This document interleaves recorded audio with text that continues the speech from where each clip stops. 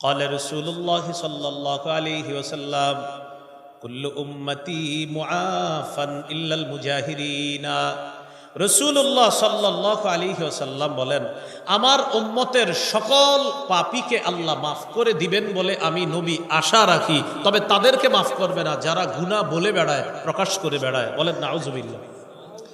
এবার নবী বলেন, আমার উম্মতের অনেক ব্যক্তিরা রাতের বেলা গুনাহ করে, গুনাহ করার পর সকালবেলা যখন ঘুম থেকে ওঠে ওর গুনাহের উপর আল্লাহ একটা পর্দা ফালায় রাখছে।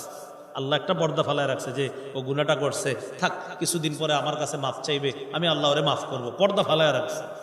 নবী বলেন, ও বোকার মতো সকালবেলা বন্ধুদের কাছে বলে বেড়ায়, আমিলতুল বারিহাতা কাযা ওয়া কাযা, দোস্ত গত রাতে আমি এই গুনাহ করেছি। যুবক ভাইয়েরা, আপনারা অনেকে বলে থাকেন এই কথা, কালকে এই নাটকটা দেখছি, সিনেমা দেখছি, তোদের কি অবস্থা দেখছস নি? আপনি কি করলেন কাজটা? গুনাহ হয়ে গেছে, বাস গোপন রাখেন, আল্লাহর কাছে মাফ চান, মাফ করে দিবেন। আপনি সবার কাছে বলে বেড়াইলেন, বোকার মতো এই কাজটা কেন করলেন? রব তো আপনার গুনাহের উপর পর্দা ফেলে রাখছিল, আপনি পর্দাটা উঠাইয়া দিলেন।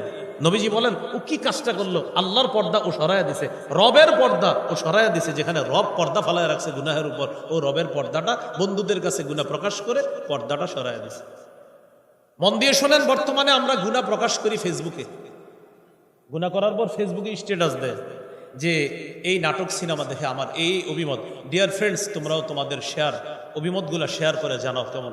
আপনি সারা দুনিয়াকে গুনাহ শেয়ার করলেন। ইন্না লিল্লাহি ওয়া ইন্না ইলাইহি রাজিউন।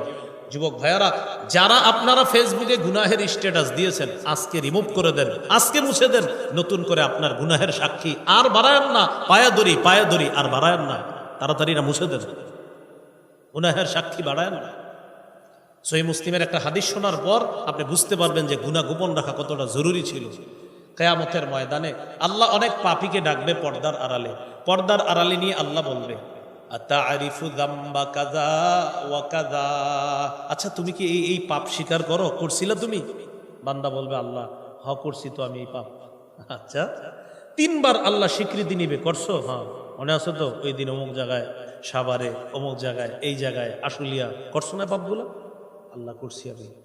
ও আচ্ছা, তাহলে এই পরিমাণ পাপ করছো, কি করা দরকার তোমাকে? পর্দার আড়ালে। বান্দা চুপ। আল্লাহ বলবে, ঠিক আছে, কিছু কিছু ভালো কাজও আছে তোমার, আমি ওগুলোর প্রতি খুব খুশি, যাও, কাউরে বলা দরকার নাই, পর্দার বাহিরে, পর্দার আড়ালেই গুনাহগুলা আমি আড়াল করেই রাখলাম, ডান হাতে আমল নামা দিয়ে দিলেন। আপনি দুনিয়াতেই প্রকাশ করে দিলেন, রব তো পর্দা ফেলে রাখছে। এ হলো আজকের 5 নম্বর শিক্ষা। গুনাহ হয়ে গেলে সবার কাছে বলে বেড়াবো না। হ্যাঁ, ওই যে বললাম, প্রয়োজনে আত্মশুদ্ধির জন্য কোনো আল্লাহওয়ালা বুজুর্গের কাছে বলা যাবে, হুজুর আমি এই পাপটা ছাড়তে পারতেছি না, আমি কি করব? আল্লাহওয়ালা বুজুর্গের কাছে এটা বললে সমস্যা হবে না, তো সবার কাছে বলে বেড়াইলে সমস্যা হয়ে যাবে। এইগুলো আজকের 5 নাম্বার কথা। 6 নাম্বার, এটাও বলি একসাথে, বলেন, আজকে থেকে যে কোনো পাপ পাহাড়ের মতো মনে করব। বলেন, ইমানদার যে কোনো পাপ পাহাড়ের মতো মনে করে, পাপাচার যে কোনো পাপ মাছির মতো মনে করে। সবাই এদিকে তাকান, দেখেন, এক ব্যক্তির জোহরের নামাজ ছুটে গেছে, আরেক ব্যক্তিরও জোহরের নামাজ ছুটে গেছে। কয়জন হইল? 2 জন। এই 2 জনের একজন হলো ওই ব্যক্তি যার গত 20 বছর কোনো নামাজ ছুটে নাই, আজকে হঠাৎ জোহর কাজা হয়ে গেছে। সারাদিন তার খুব পেরেশানি, চেহারাটা কালো হয়ে গেছে, মানুষ ভাবতেছে ও মনে হয় 2-3 কোটি টাকা হারাইছে। ওলামায়ে কেরামও পেরেশান, ইমাম সাহেবও পেরেশান তার চেহারা দেখে। ভাই কি হয়েছে আপনার? বলেন না, বলে না কিচ্ছু। হঠাৎ ইমাম সাহেব ভালো করে ধরছে, আরে কি হয়েছে বলেন? চোখের পানি ছেড়ে দিছে, হুজুর গত 20 বছর আমার নামাজ ছুটে নাই, আজকে জোহরের নামাজ আমার কাজা হয়ে গেছে। এই হলো ইমানদারের হালাত। আরেকজন পাপাচার, তার অবস্থা হলো এই, তারে জিজ্ঞাসা করছেন, তুমি জোহর বললা না? করি নাই। কি হয়েছে? কালকে বলুন। কালকেও পড়ে নাই, কি বললা না? করি নাই, কালকে বলুন। এইভাবে সে কোনো নামাজই পড়ে না। নামাজ পড়ো, শুক্রবারের নামাজ পড়ো, শুক্রবারেও জুমা পড়ে না। তখন আপনাদের এলাকার কেউ জিজ্ঞাসা করে, ভাই তুমি তো জুমাও পড়লা না? পড়ি নাই, আগামী সপ্তাহে পড়বে। অর্থাৎ তার কাছে নামাজ পড়া না পড়া এগুলা কোনো ব্যাপার না। মাছি যেমন নাকের ডগার সামনে দিয়ে আসে আর যায়, এটা একটা মাছি আমার কাছে। আর ওই যে ইমানদার যার 20 বছর নামাজ ছোটে না, তারে দেখলে আপনার মনে হবে যে এই দুনিয়ার সে সবকিছু হারায়া ফেলছে এক ওয়াক্ত নামাজ কাজা হওয়ার কারণে। এটাই বুখারীতে আসছে। আব্দুল্লাহ ইবনে মাসউদ রাদিয়াল্লাহু তাআলা আনহু বলেন, ইন্নাল আবদাল মুমিনা ইয়ারা যুনুবাহু কাআন্নাহু কাঈদুন তাহতা জাবালিন ইয়াখাফু আন ইয়াকা আলাইহি। ইমানদার গুনাহকে মনে করবে পাহাড়, এই পাহাড়ের নিচে আমি বসা, পাহাড় আমার উপর পড়বে, আমি যে কোনো সময় ধ্বংস হয়ে যাব। ওয়া ইন্নাল ফাজিরা ইয়ারা যুনুবাহু কাযুবাবিন মাররা আলা আনফিহি। পাপাচার গুনাহকে মনে করে মাছির মতো, মাছি নাকের ডগার সামনে দিয়ে যায় আর চলে আসে, কোনো ব্যাপার না। তাহলে ইমানদার গুনাহকে মনে করে বিশাল বড় পাহাড়, পাপাচার গুনাহকে মনে করে এটা একটা মাছি, এটা কোনো ব্যাপার না, এটা ব্যাপার না। আল্লাহ আমাদেরকে বুঝার তৌফিক দান করেন। এগুলো আজকের 6 নাম্বার কথা। 7 নাম্বার কথা, হাসান বসরি রহমতুল্লাহ আলাইহি বলেন, মা আবাদাল আবিদুনা বিশাইইন আফযালা মিন তারকি মা নাহাহুমুল্লাহু আন। আল্লাহর ওলি তার জীবনের শ্রেষ্ঠ যে ইবাদতটা করে সেটা হলো হারাম কাজ থেকে বেঁচে থাকা। এটা আল্লাহর ওলির জীবনের শ্রেষ্ঠ ইবাদত। মুহাম্মদুল্লাহ হাফিজি হুজুর রহমতুল্লাহ আলাইহি নাম শুনলে আমাদের অন্তরে আসে যে বিরাট বড় এক আল্লাহর ওলি। আব্দুল কাদের জিলানী নামটা শুনলে আমাদের দিলে আইসা পড়ে বড় পীর আব্দুল কাদের জিলানী। হাসান বসরি নাম তো আমাদের মাথায় আসলেই মনে আইসা পড়ে যে এমন একজন মানুষ যিনি অলিকুল শিরোমণি একজন। প্রশ্ন হলো অলিদের জীবনের শ্রেষ্ঠ ইবাদত কি? আমার সাথে বলেন, বলেন গুনাহ না করা। বলেন সবাই, অলিদের জীবনের শ্রেষ্ঠ ইবাদত কি? এই জন্য আপনি হাফিজি হুজুর, উনি এত বড় আল্লাহর ওলি, কোন আলেমরে জিজ্ঞাসা করবেন, হুজুর হাফিজি হুজুর এত বড় আল্লাহর ওলি, ওনার বড় ইবাদত কি? আলেমরা বলবে না যে উনি বেশি তাহাজ্জুদ পড়তেন আর বেশি কোরআন পড়তেন, হ্যাঁ তাহাজ্জুদও পড়তেন, কোরআনও পড়তেন, বাকি এটা না বইলা আলেমরা বলবে হাফিজি হুজুর গুনাহ করতেন না, চোখটা সারাক্ষণ নিচে থাকতো, এটা বলবে। তাহলে বোঝা গেল কি আল্লাহর ওলিদের জীবনের শ্রেষ্ঠ ইবাদত গুনাহ না করা। বলেন আল্লাহর ওলিদের জীবনের শ্রেষ্ঠ ইবাদত। এই হলো আজকের 7টা কথা জানলাম। আজকের আলোচনার প্রথম পার্ট এতটুকু। এবার আমি দ্বিতীয় পার্টে যাচ্ছি, একটু মন দেন, শেষ করে দিচ্ছি ইনশাল্লাহ। প্রথম পার্টটা আমি আবার বলি, 1 নাম্বার নগদ পাপগুলা ছেড়ে দিব ইনশাল্লাহ। আজকে আমরা ছেড়ে দিছি ইনশাল্লাহ। দ্বিতীয় আলোচনা নতুন করে আজকের পরে আমরা পাপের কাছেও যাব না ইনশাল্লাহ। 3 নাম্বার কবিরা গুনাহের মধ্যে যদি ডুবে থাকি এই মুহূর্তে আমরা এগুলা ছেড়ে দিব। 4 নাম্বার হারাম থেকে বেঁচে শ্রেষ্ঠ আবেদ হওয়ার চেষ্টা আজকে থেকেই করব। 5 নাম্বার আমরা যে বিষয়টা শিখলাম, কখনো কোনো গুনাহ হয়ে গেলে সবার কাছে বলে বেড়াবো না, প্রয়োজনে কোনো আল্লাহওয়ালার কাছে বলা যাবে। 6 নাম্বার আজকে থেকে যে কোনো গুনাহকে আমরা মনে করব পাহাড়ের মতো, আর পাপাচার মনে করবে গুনাহ মাছির মতো। 7 নাম্বার আমরা আজকে শিখলাম আল্লাহর ওলিদের জীবনের শ্রেষ্ঠ ইবাদত হলো গুনাহ না করা। এ হলো আজকের আলোচনার প্রথম পার্ট। দ্বিতীয় পার্ট গুনাহ থেকে বাঁচার উপায়, এটা বেশি জরুরি আলোচনা। গুনাহ থেকে বাঁচার 12টা উপায় বলবো, 12টা শেষ, আলোচনাও শেষ হবে ইনশাআল্লাহ। 1 নাম্বার উপায়, অন্তরে আখেরাতের ফিকির তৈরি করা। অন্তরে আখেরাতের ফিকির তৈরি করা। আমার দিকে তাকান, চলেন কিছুক্ষণের জন্য ফিকির তৈরি করি। দেখেন, তাকান এদিকে, সবাই তাকান, সবাই তাকান। আমরা এখন আখেরাতের ফিকির তৈরি করব। বুখারীর বর্ণনা, রাসূলুল্লাহ সাল্লাল্লাহু আলাইহি সাল্লাম একটা চতুর্ভুজ আঁকলেন। এটা কি ভুজ? ওই অঙ্কের ছাত্ররা কোথায়? এসএসসি তো চলতেছে মনে হয়। এটা কি ভুজ? চতুর্ভুজ। এই চতুর্ভুজটা আঁকার পর দেখেন আল্লাহ রসুল মাঝখান থেকে একটা বড় দাগ দিছে। এই দাগটা চতুর্ভুজের বাহিরে নিছে। তাহলে আবার বলছি, চতুর্ভুজ মাঝখানে একটা দাগ দিছে, দাগটা ভিতরে আছে না বাহিরে? তাহলে চতুর্ভুজ থেকে একটা দাগ দিয়ে বাহিরে নিয়ে আসলেন। বাহিরে যে দাগটা আনলেন, এই মাঝখানের দাগটার আশেপাশে, মানে এই দাগগুলোর ভিতরে মাঝখানের দাগের আশেপাশে ছোট্ট ছোট্ট অনেকগুলা দাগ দিস। এবার নবীজি বললেন, শোনো, এটা হলো মানুষ। বলেন এটা হলো কি? মানুষ। আর এই চারপাশের যে দাগগুলা দেখলা, এটা মানুষের জীবন। বলেন এটা কি? মানুষের জীবন। মাঝখানে যে ছোট্ট ছোট্ট দাগগুলা দিছি, এগুলা হলো বিপদ আপদ। মানুষ আজকে বিপদে পড়ে একটা, আবার শেষ হয়, আবার কালকে আসে, এইভাবে তার জীবনে বালা মুসিবত আসে, আবার ভালো অবস্থা আসে, এইভাবে মানুষের জীবন। তাহলে দেখেন, মানুষের জীবন, মানুষের বালা মুসিবত, আর এটা হলো মানুষ। মানুষ যে দাগটা দিছে নবীজি, দাগটা কি চতুর্ভুজের ভিতরে না বাহিরে? বাহিরে। এবার দেখেন নবীজি বলেন, মানুষের এই চতুর্ভুজের বাহিরে যে দাগটা দিলাম এটা হলো মানুষের আশা। এটা কি বলেন তো? এবার তাকায় দেখেন তো, জীবনটা চতুর্ভুজ, এবার দাগটা কি আশার ভিতরে না বাহিরে? এই দেখেন, জীবনের বাহিরে আশা, এই যে মানুষের আশা হলো বাহিরেরটা। তাহলে বলেন তো, আশাটা কি জীবনের ভিতরে না বাহিরে? নবীজি বলেন মানুষ মারা যায়, আশাগুলা থেকে যায়। এই যে মানুষ, এই যে মানুষ টোটালটা, হ্যাঁ মানুষ, এই যে জীবন, মানুষের জীবন দেখেন। এবার আশাটা কই জীবনের ভিতরে না বাহিরে? নবীজি বলেন জীবন শেষ, আশা এখনো এতটুকু বাকি। তাহলে রসুল সাল্লাল্লাহু আলাইহি সাল্লাম বলেন যে মানুষ মারা যায়, আশাগুলা থেকে যায়। এবার সবাই তাকান আমার দিকে। সাহাবীদেরকে নবী প্রশ্ন করলেন, তোমাদের কাছে তোমাদের সম্পদ বেশি দামি না ওয়ারিসের সম্পদ? সাহাবীরা চিন্তিত হয়ে গেলেন, কি প্রশ্ন করলো, আমাদের সম্পদ না ওয়ারিসের? সাহাবীরা চিন্তা করলেন, আমাদের সম্পদ ওয়ারিস পাবে কখন? আমি মারা যাওয়ার পর। তাহলে আমি মারা যাওয়ার আগ পর্যন্ত তো ওয়ারিস আমার সম্পদ পাচ্ছে না, মিরাজ পাচ্ছে না, তার মানে আমাদের সম্পদই আমাদের কাছে বেশি প্রিয়। নবীজি বললেন, বুঝে শুনে বলতেছো তো, তোমাদের কাছে কোনটা দামি? সাহাবীরা বললেন, হুজুর আমাদের সম্পদ আমাদের কাছে দামি ওয়ারিসের সম্পদের চেয়ে। নবীজি বললেন, তাহলে মন দিয়ে শোনো, তোমরা যা কামাই করতেছো এটা হলো ওয়ারিসদের সম্পদ, তুমি মরার পরে যেটা নিয়ে যাবা সেটা হলো তোমার সম্পদ। তোমরাই বললা তোমাদের সম্পদ তোমাদের কাছে বেশি দামি। আবার তাকান, এটা হলো সম্পদ তোমার, এটা হলো আমল। নবী বলেন তোমার আমলটা কবরে যাবে, সম্পদটা থেকে যাবে। সম্পদ কে পাবে? ওয়ারিস। আর আমল নামা কে পাবে? তুমি, আমি। বলেন সবাই, আমল নামা কে পাবে? আমি। আর সম্পদ কে পাবে? তাহলে এবার বলেন, আমি যা কামাই করলাম কে পাবে? আর আমি কবরে যা নিয়ে যাব সেটা কি? তো নবী বলেন, তোমরাই বললা তোমাদের সম্পদ তোমাদের কাছে দামি, তো মনে রাখবা আজকে থেকে তোমার সম্পদ হলো আমল, ওয়ারিসের সম্পদ হলো তোমার মাল, তাই তোমার সম্পদটা বেশি মূল্যায়ন করো। এবার সবাই বলেন, আমাদের সম্পদ কোনটা? আমল। বলেন, আমাদের সম্পদ। আর যা কামাইতেছি কার সম্পদ? মাশাআল্লাহ, এই তো বুঝে আসছে আপনাদের। তাহলে আমরা যা কামাই করতেছি এটা কার সম্পদ? ওয়ারিসের। আর যা আমল করতেছি এটা কার সম্পদ? আমার। হ্যাঁ, এখন কথা হলো, বলেন আমার সাথে, আখেরাত সামনে রেখে ওয়ারিসদের জন্য কিছু হালাল সম্পদ রেখে যাব ইনশাআল্লাহ। তাহলে কি শিখলাম?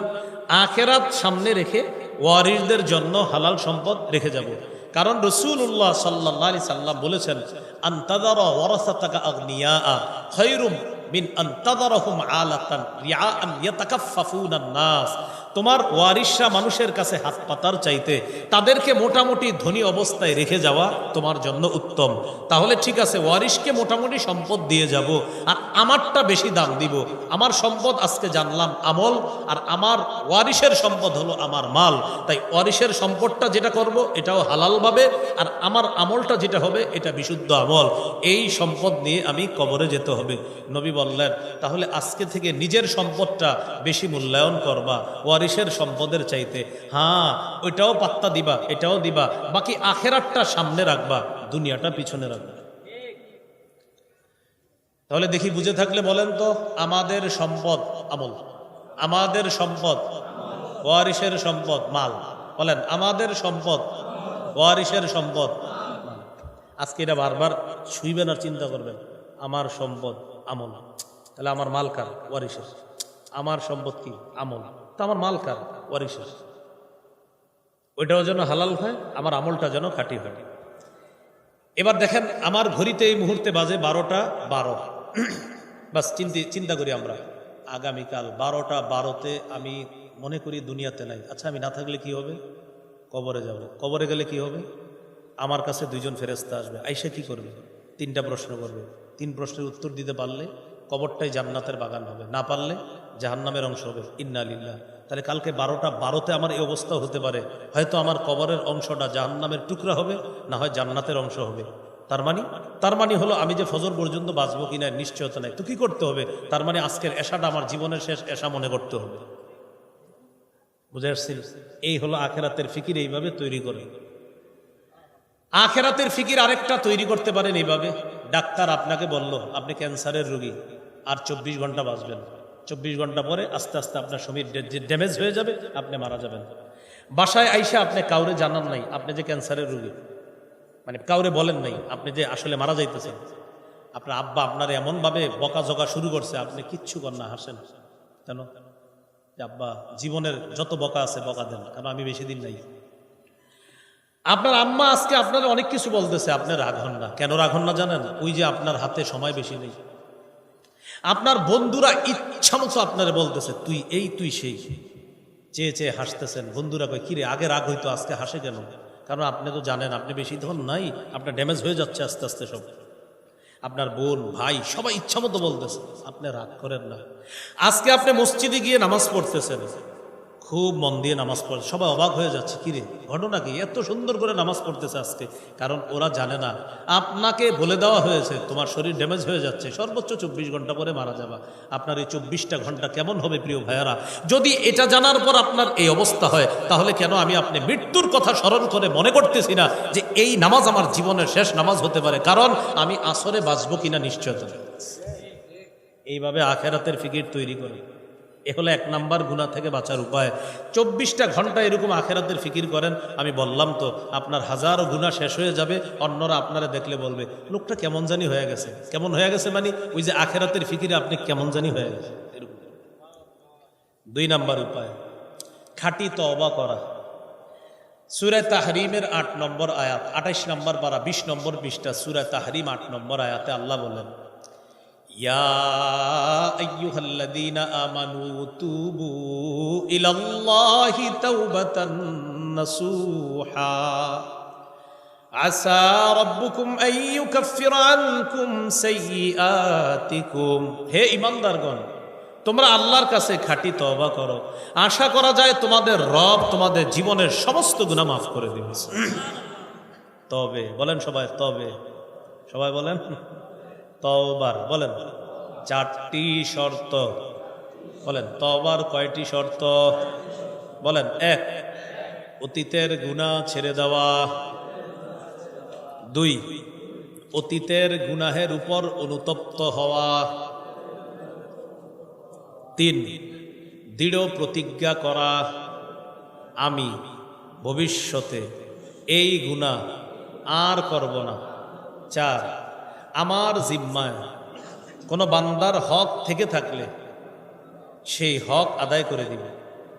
এই 4 শর্ত তওবা কবুলের। 1 নাম্বার অতীতের গুনাহ ছেড়ে দেওয়া, 2 নাম্বার অনুতপ্ত হওয়া, 3 নাম্বার আমি প্রতিজ্ঞা করছি আমি ভবিষ্যতে এই গুনাহ করব না, 4 গুরুত্বপূর্ণ বান্দার হক যদি জিম্মায় থেকে থাকে এটা আদায় করে দিবেন।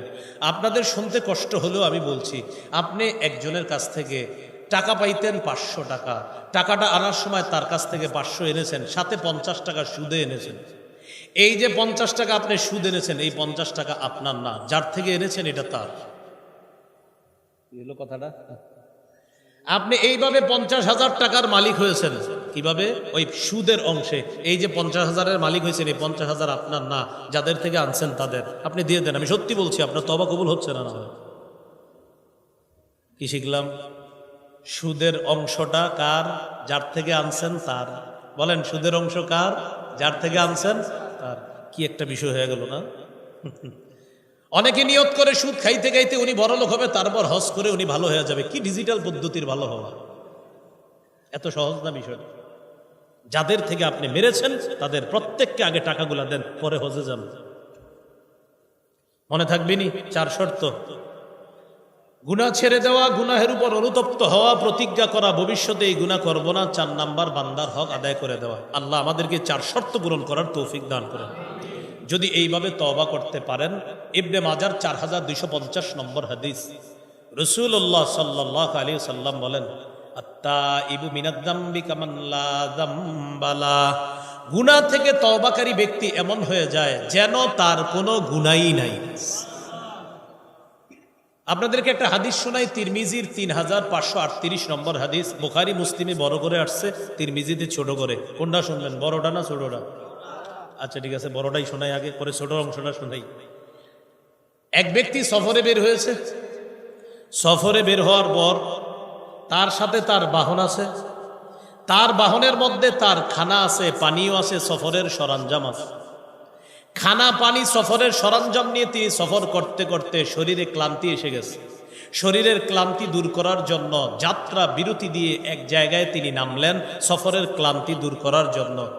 লোকটা যাত্রা বিরতি দেওয়ার পর যেখানে নামলেন, নামার পর তার চোখের তন্দ্রা এসে যায়, তন্দ্রা নিদ্রায় রূপান্তরিত হয়ে তিনি ঘুমের মধ্যে চলে যান, ঘুমায় গেছে। ঘুম থেকে উঠছে, উঠার পর তাকায় দেখে তার বাহনটা হারায় গেছে।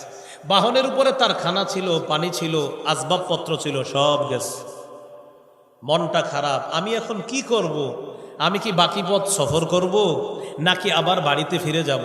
চিন্তা করে দেখলেন বাকি পথ সফর করতে গেল যেই পরিমাণ সরঞ্জাম প্রয়োজন আমার সাথে নাই, আর আমি এত পরিমাণ দূরে সফর করে চলে এসেছি, আবার পুনরায় বাড়িতে যাওয়াও আমার পক্ষে কষ্টকর, অতএব এখানেই মরতে হবে। উনি মরার জন্য এখানে রেডি। হাদিসে এটা আসছে ওয়াবিহি মাহলাকা, উনি নিয়ত করে ফেলছে যাক মরণটা যেহেতু হবে এখানেই হোক, না খাইতে না খাইতে মরে যাবো এখানে। বৈশা রইছে, বৈশা বৈশা বাস মরণের টেনশনে আবার ঘুমাইছে গেছে, ঘুমাইছে। ঘুম থেকে আবার জাগ্রত হয়েছে, জাগ্রত হয়ে দেখে তার হারিয়ে যাওয়া বাহন, খানা, পানি সব সহ উপস্থিত হয়ে গেছে। খুশি কম হবে না বেশি হবে? আল্লাহু আকবার বলেন। ওই ব্যক্তি বিশিদ্দাতিল ফারহি, খুশির অতিশয্যে আল্লাহকে বলে আল্লাহুম্মা আনতা আবদি ওয়া আনা রাব্বুকা, আল্লাহ আপনি আমার বান্দা, আমি আপনার রব। বুঝেন না?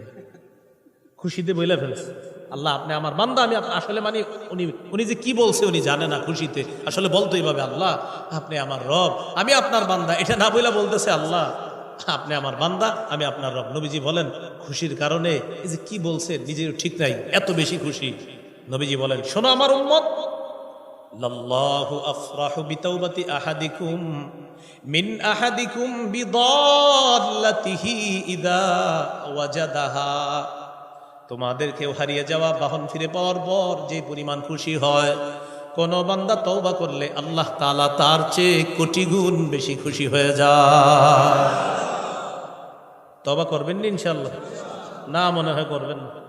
ডেইলি বলেন, ডেইলি বলেন 70 বার, বলেন 100 বার। মানে হাদিসে 70 বার 100 বার, তো এই জন্য কি বললাম 70 না, না 100, দুটোটা বলবো। আমরা বলবো কি 70 না 100 এভাবে। আমাদের নবীজি 70 100 বার করতেন, আমাদের তো 1000 বার করা উচিত, না 1000 না আরো বেশি। আল্লাহ আমাদেরকে বেশি পরিমাণে তওবা যেন প্রতিনিয়ত করতে পারি, আল্লাহ তৌফিক দান করুন।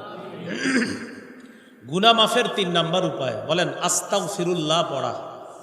তো কিছুক্ষণ গুনাহ ঝাড়ি, চলেন আস্তাগফিরুল্লাহ আস্তাগফিরুল্লাহ বলেন। যে যত বেশি ইস্তেগফার পড়বে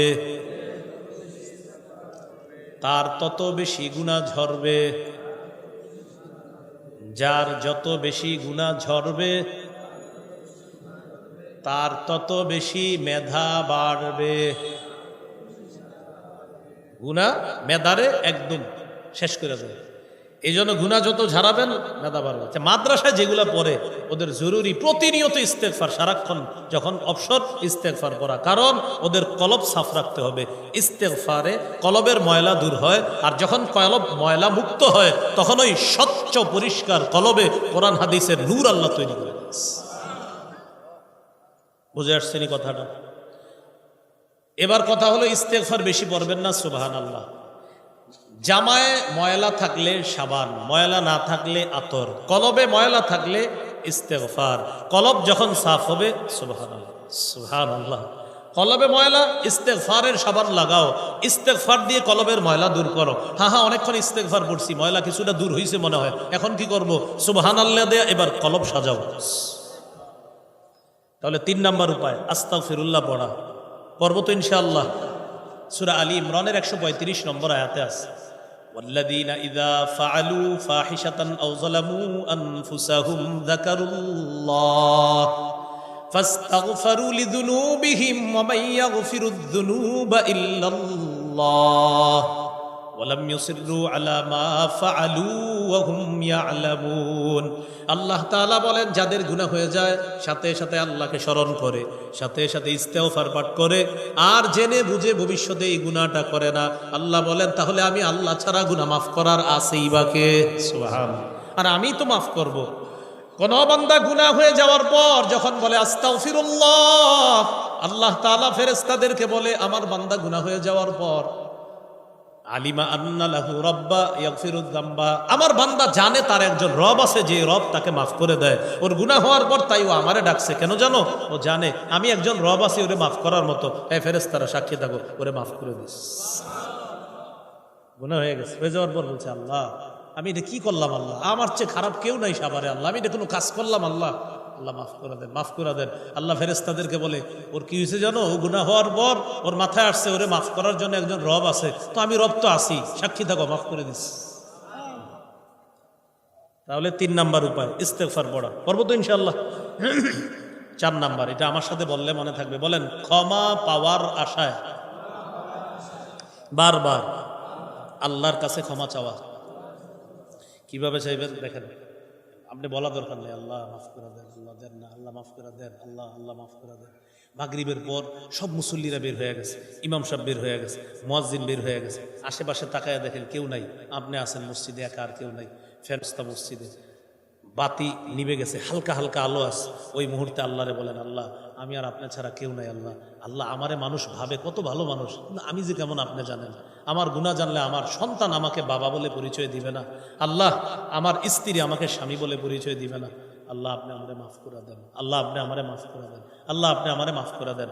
আল্লাহ তাআলা হাদিসে কুদসি তিরমিজি 3540 নম্বর হাদিসে বলেন, তোমার যদি দুনিয়ার রাশি রাশি বালু পরিমাণ গুনাহ হয়, আমি আল্লাহ বালু পরিমাণ ক্ষমা দিয়ে তোমাকে ক্ষমা করব। ক্ষমা পাওয়া কয়দিন বলছেন এইভাবে বলেন? ক্ষমা পাওয়ার কয়দিন আল্লাহরে এইভাবে বলছেন আল্লাহ মাফ করেন, আল্লাহ মাফ করেন, কয়দিন বলছি আমরা?